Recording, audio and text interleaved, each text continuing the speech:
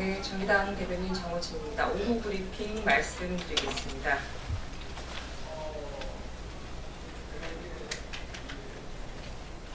내 눈에 들보는 보지 않고 남의 눈에 티끌을 보려고 하는 것이 정치권의 세태입니다. 그렇다고 내 눈에 들보를 보고선 사과와 반성조차 없는 것이 정치권의 미덕은 분명 아닙니다. 그리고 세상의 이치와도 동떨어진 정말 무책임한 무개념 사고입니다. 공안갑질 논란으로 물의를 일으킨 더불어민주당 김정우 의원이 어제 대국민 사과와 함께 해당 비정규직 노동자에게 사과를 했습니다. 물론 만족하지 못하는 국민들이 굉장히 많습니다. 그런데 자신의 지역구인 송도에서 주민에게 침을 뱉은 자유한국당 민경욱 의원은 강감우 소식입니다. 침을 뱉은 몰상식한 행동에 대해 사과 한마디 없습니다. 비염이라고 모두가 침을 뱉는 것은 아닌데 민경욱 의원은 굳이 국민들이 알고 싶어 하지 않는 자신의 동력만 알린 채 은근슬쩍 넘어가려는 태도입니다. 기본도 없고 상식도 없고 개념조차 없습니다. 정작 중요한 사실은 두 국회의원이 무소속이 아니라는 점입니다. 그런데 더불어민주당과 자유한국당은 마치 데칼코마니 마냥 똑같이 두 의원을 투명 국회의원 취급을 하고 있습니다.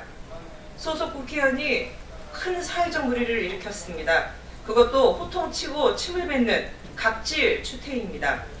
국민들의 분노가 가라앉지 않고 있는데 며칠째 공식적인 사과 한마디 없다는 것이 정당의 상식적인 조치입니까?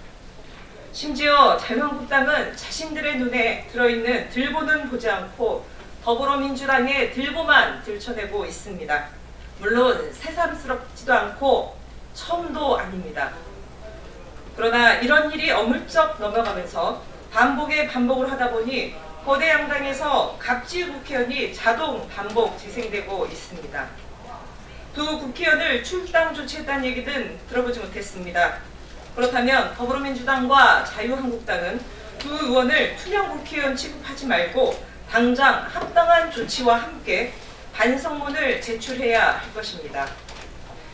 거대 정당에서 특권을 국회의원에 전유 물으냐 사실상 인정하는 것이 아니라고 한다면 갑질이 재발되지 않도록 국회 윤리특위 규정을 개정하고 자당 내 당규 개정을 통해 강력한 제재 조치를 마련해야 할 것입니다. 두 거대 정당은 침묵은 금이 아닙니다. 자칫 국민적 당명개정으로 이어질 수 있음을 명심해야 할 것입니다. 더불어갑질당, 자유갑질당이라는 국민들의 조롱 섞인 비판을 듣고 싶지 않다면 합당한 조치와 함께 재발 방지 대책을 포함한 반성문을 서둘러 제출해야 할 것입니다. 네, 이상 브리핑 마치겠습니다.